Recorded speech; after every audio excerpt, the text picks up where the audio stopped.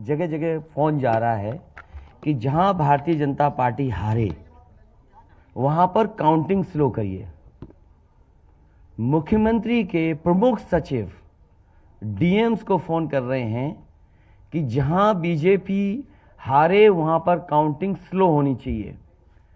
और यही नहीं, अगर हम पिछला चुनाव देखें तो जो भारतीय जनता पार्टी की हार हुई है 47 सीटें ऐसी हैं जो 5000 के अंदर कम वोट में हुई हैं।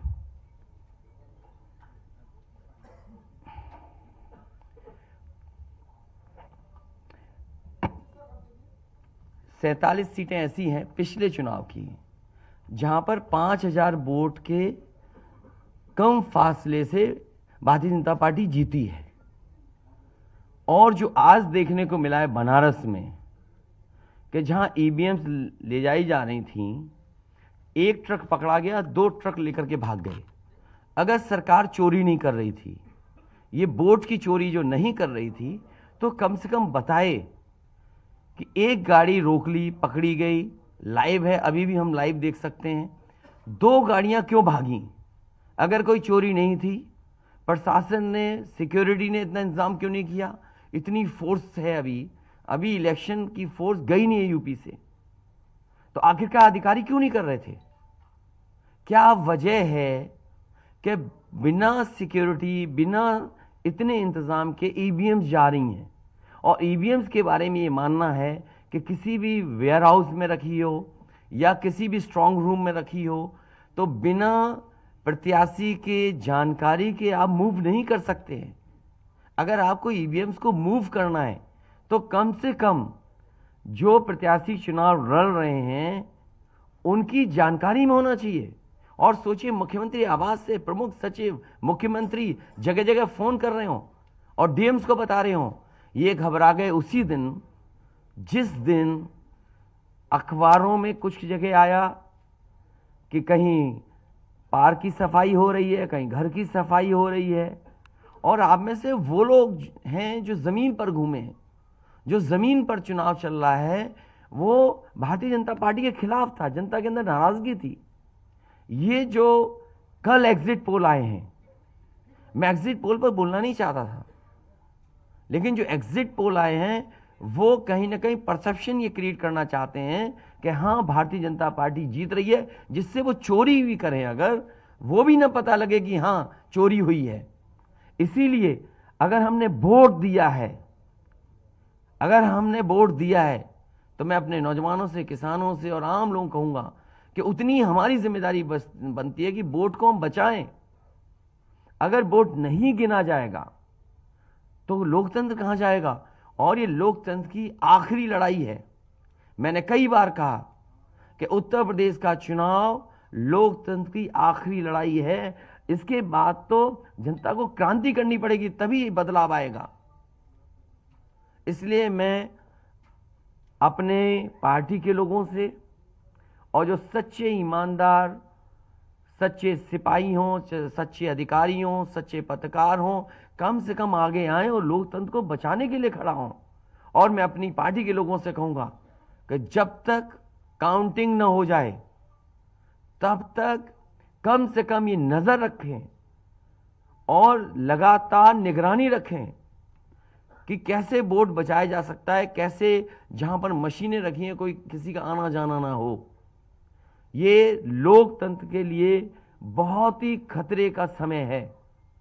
जो दल हार गया, अब उसके बस में यही है जो अब करने जा रहे हैं। ये जितने कुछ एग्जिट पोल हुए हैं वो इसीलिए हुए हैं कि अगर वो चोरी भी करें तो शायद नजर ना आए। अब ईवीएम्स पकड़ी गई हैं, बहाना कोई ना कोई अधिकारी बताएंगे कि हम ईवीएम्स इसलिए ले जा रहे थे। आखिरकार फोर्स के साथ क्यों नहीं ईवीएम्स जा रही थी?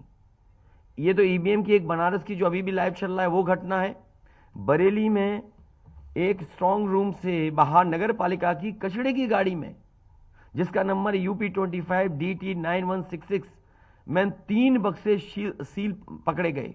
जो सील बक्से थे, एक बक्से में सादा बैलेट पेपर था तथा 2 बक्से में मोहरें, रजिस्टर तथा सील करने वाला सामान था। करीबन 500 बैलेट पेपर पकड़े गए। इसी तरह सोनभद्र का है कि सोनभद्र में भी बड़े पैमाने पर चीजें पकड़ी गई। वो भी लोग समझ में आ गया तो उन्होंने देखा, एसडीएम को रोका। एसडीएम घोरावल जनपद सोनभद्र में खाली मत पर अपनी गाड़ी से पॉलिटेक्निक कॉलेज ले जाते हुए पकड़े गए। क्या सफाई देगी सरकार? इसीलिए मैंने कहा प्रमुख सचिव मुख्यमंत्री आप जानकारी कर लें, अगर आपके डीएम्स कोई जानकार हैं, उन्होंने खुद बताया है कि वहां से लखनऊ से फोन आ रहे हैं कि जहां पर भारतीय जनता पार्टी हार रही हो वहां पर काउंटिंग स्लो हो और रात तक काउंटिंग लेकर के जाइए।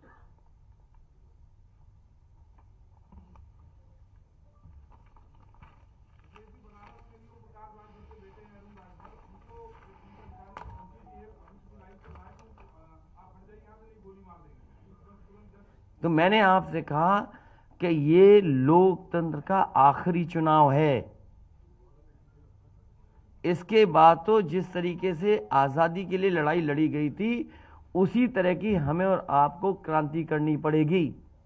मैं तो अपने नौजवानों से अपील करूंगा कि जहां किसान इतने साल बैठे रहे तब सरकार झुकी, कम से कम 3 दिन लोकतंत्र के अखंड प्रहरी बनकर के ईवीएम्स को बचाएं और चुनाव को बचाएं। मैं किसी डीएम का इसलिए नहीं मानूंगा। डीएम कौन होता है? अगर प्रमुख सचिव मुख्यमंत्री फोन करेगा, डीएम क्या कर सकता है? डीएम की क्या हैसियत है?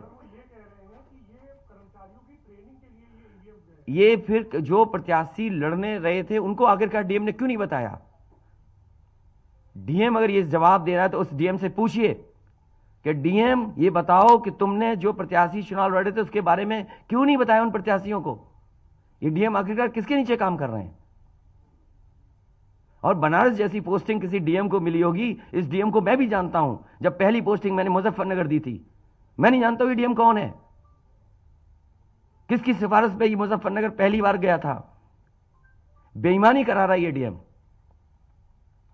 और जवाब ये है डीएम का कि ट्रेनिंग के लिए जा रहे हैं। तो आखिरकार पॉलिटिकल पार्टीज को क्यों नहीं जानकारी दी? क्या जवाब है उनके पास इसका? और जब बाकायदा गाइडलाइन लिखी हुई है यहां पर कि आप ईवीएम्स का मूवमेंट नहीं कर सकते, आप कैसे ईवीएम का मूवमेंट कर रहे हैं? आप पूछिए जिन्होंने दिया है बयान। अरे भाई मैं तो कह रहा हूं किसी आपने जो पॉलिटिकल चुनाव लड़ रहे हैं उनके बारे में क्यों नहीं बोल रहे हैं आप? और आप भी डीएम की बात को मानते हो? वो वर्जन इसलिए बोल रहे हैं क्योंकि सरकार एक भाषा बोलेगी, ऊपर से नीचे तक भाषा एक बोलेगी। आप बताइए, जब समाजवादी सरकार का चुनाव था, इलेक्शन कमीशन ने जो शिकायत की उस अधिकारी को हटाया गया? आज इलेक्शन कमीशन ने किसी अधिकारी को हटाया हो? एक अधिकारी अगर इलेक्शन कमीशन हटाया हो तो बता दो। मुझे कोई उम्मीद नहीं। इसीलिए मैं कह रहा हूं कि लोगों को लड़ना पड़ेगा। अगर लोकतंत्र बचाना है तो कहीं ना कहीं तैयारी करनी पड़ेगी लोकतंत्र बचाने के लिए। जो गाइडलाइन है, आज जो बैलेट पेपर पकड़े गए हैं सोनभद्र में, जो बैलेट पेपर पकड़े गए हैं आपके बरेली में, जिस तरह ईवीएम्स को ले आया जाता है, ये सवाल बड़ा है। अधिकारी वही भाषा बोलेंगे जो उनको बोलने के लिए सरकार कहेगी। वो नहीं चाहते कि ओम प्रकाश राजभर जी, क्या भूल गए? इलेक्शन कमीशन याद नहीं है? ओम प्रकाश राजभर जी नॉमिनेशन के लिए गए, इनको अपमानित नहीं किया गया? क्या प्रशासन कार्रवाई कर रहा था? स्वामी प्रसाद मौर्य जी के साथ क्या व्यवहार हुआ? कोई भूल जाएगा इन बातों को? और चुनाव भर में क्या भाषण थे, क्या भाषा का इस्तेमाल था? हर जगह डराने का काम जनता को। ये अलग बात है, कम से कम इलेक्शन कमीशन को ये देखना चाहिए। खुलेआम जनता देख रही है, आज के ज़माने में लाइव है कि किस तरीके से ईवीएम्स को ले आया जा रहा था। चुनाव आयोग को सबसे पहले जिलाधिकारी बनारस पे कार्रवाई करनी चाहिए कि आखिरकार उसने किसी को कॉन्फिडेंस में क्यों नहीं लिया। अगर मशीनें जा रही थी तो प्रत्याशियों को क्यों नहीं बताया गया? पॉलिटिकल पार्टीज को क्यों नहीं जानकारी दी गई? अगर ये गाइडलाइन में है कि नहीं है इलेक्शन कमीशन के, आप ईवीएम्स को एक जगह से दूसरी जगह मूव करा रहे हैं, आखिरकार इसके लिए जिम्मेदार कौन है? आप ईवीएम लेकर जा रहे हैं, अब 2 दिन की बात है, काउंटिंग होनी है।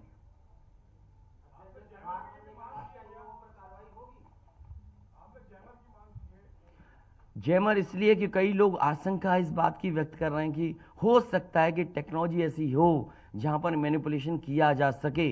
इसलिए कहीं ना कहीं देखा जाना चाहिए इस बिंदु को भी।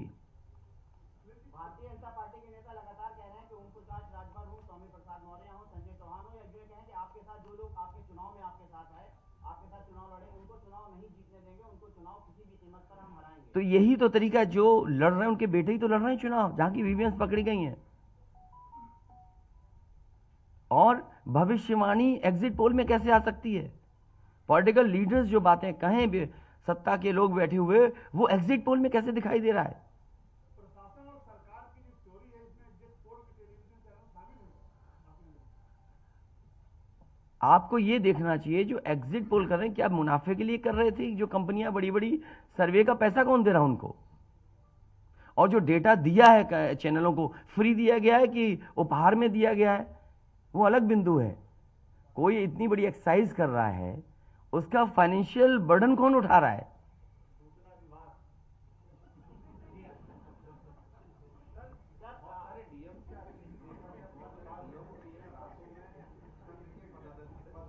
ये तो बातें, ये सच कह रहे हैं आप। जो बात, ये जो सवाल के रूप में जानकारी दे रहे हैं, ये सच्चाई है। जो आप सवाल के रूप में दे रहे हैं, ये सच्चाई है। आप बताइए, इनके साथ गलत व्यवहार हुआ, क्या कार्रवाई की प्रशासन ने? वीडियोज हैं सबके। जब ये नॉमिनेशन के लिए गए आप, क्या वीडियो अवेलेबल नहीं है? क्या कार्रवाई हुई उसमें?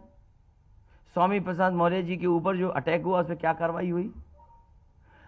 मेरे क्षेत्र में जो प्रत्याशी चुनाव लड़ने आया, तो उसने अपने आप अपनी गाड़ी तोड़ी, अपने आप गाड़ी तोड़ी खुद की, और आरोप लगाए समाजवादियों पर।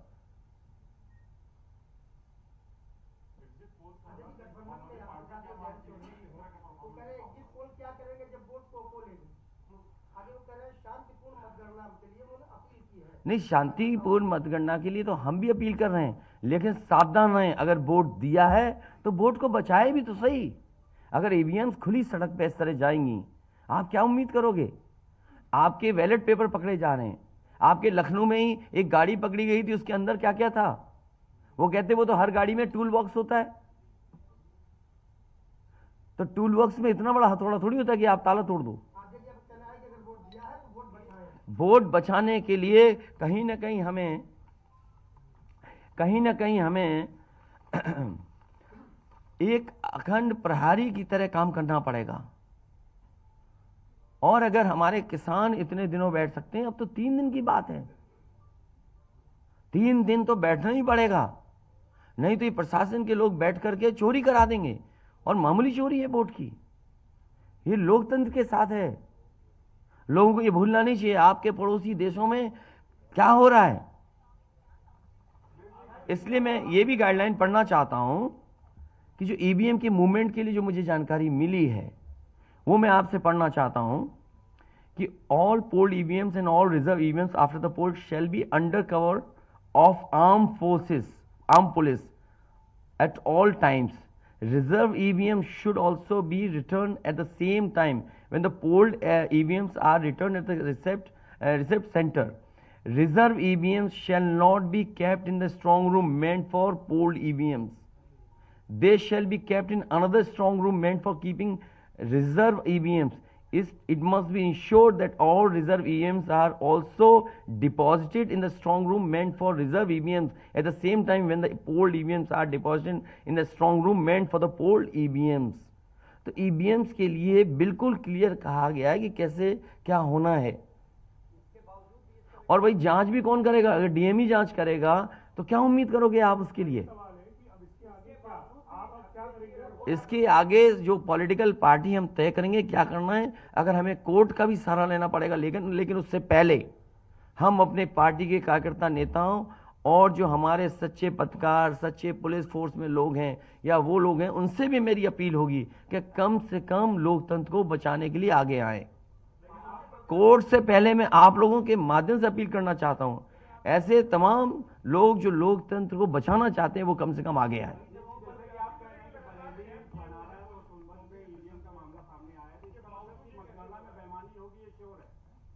आपने पंचायतों का चुनाव देखा था, भारतीय जनता पार्टी ने खुलेआम वोट को लूटा।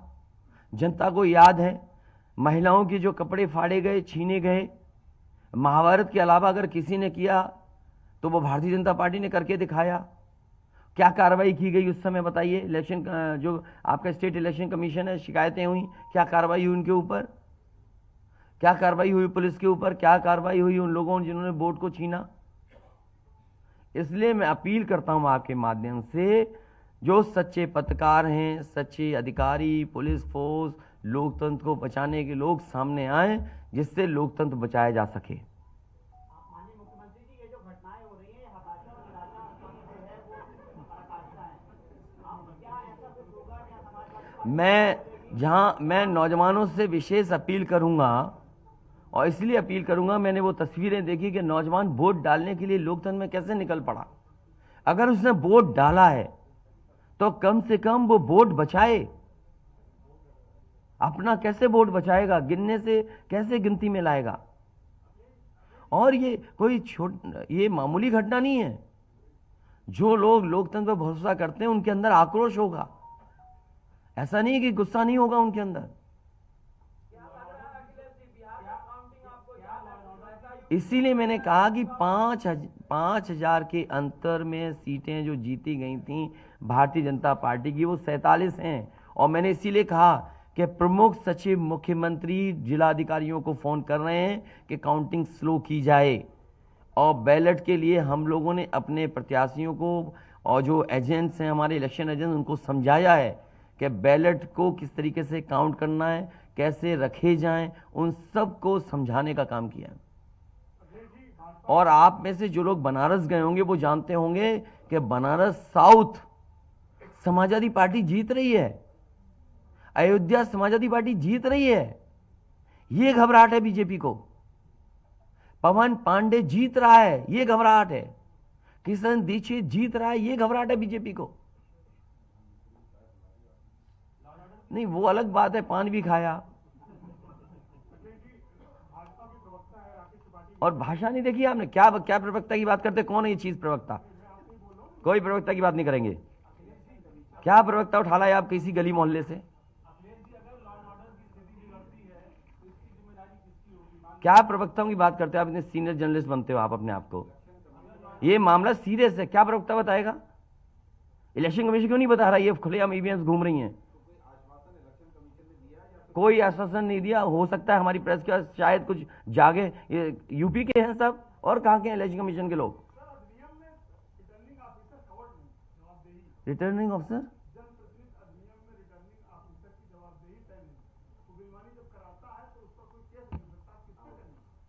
अब ये तो हमें भी जानना पड़ेगा कि क्या करें। इसीलिए मैंने कहा कि हम तैयारी से रहिए, तैयारी से रहिए।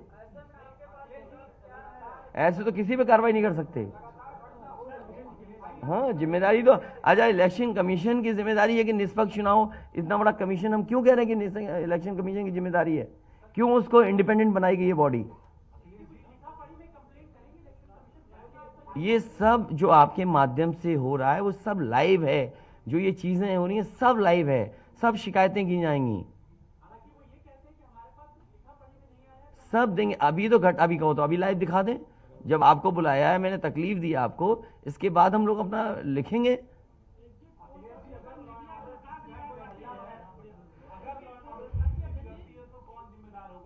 इलेक्शन कमीशन जिम्मेदार है इसके लिए। ईवीएम्स खुलेआम जा रही हैं, बैलेट पेपर कूड़े के डब्बे में पकड़े जा रहे हैं, गाड़ी का नंबर हम बता रहे हैं आपको, एसडीएम लेकर के जा रहा है।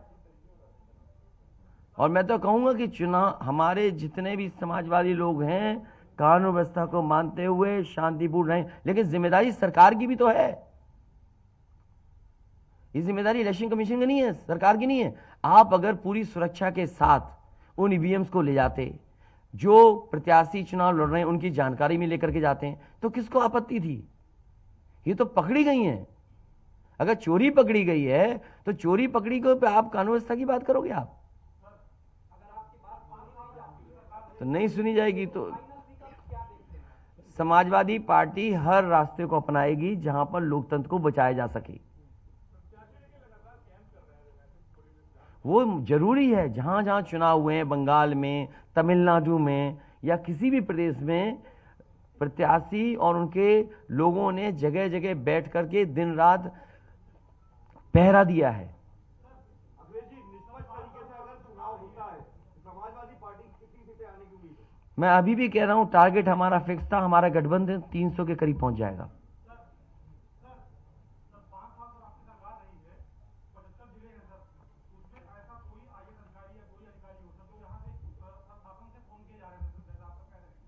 मुझे तो अधिकारी नहीं बताया ना। नहीं, मैंने नाम लिया प्रमुख सचिव मुख्यमंत्री का, जिससे मुझे जानकारी मिली, उसका नाम कोई नहीं बता सकता। हाँ, मुझे इलेक्शन कमीशन अगर कहेगा तो मैं नाम बताऊंगा। अरे हम सरकार चलाएं, हमें हमारे इतने भी अधिकारी नहीं होंगे? क्यों नाम बताएं चाहने वालों का? अरे तुम में चाहने वाले बैठे, किसी का नाम ले लूंगा मैं? तुम्हारे ही लोग अलग से मुझे मैसेज करते हैं, नाम ले दूं? अब तुम नहीं, वो हमारे दुश्मन हो तो हम क्या करें तुम्हारा?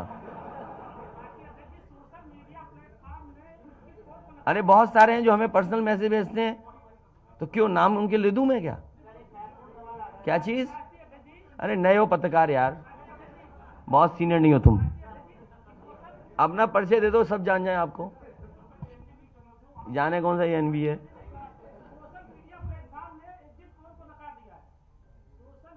इसीलिए मैं कह रहा हूं आपसे कि एग्जिट पोल है कि जो चोरी करी जाए उसको ढका जा सके।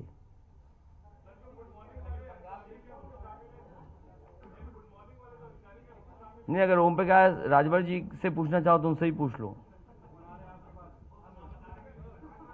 केवल ईवीएम पर, क्योंकि इनकी विधानसभा का मामला है, इनकी विधानसभा का इशू है।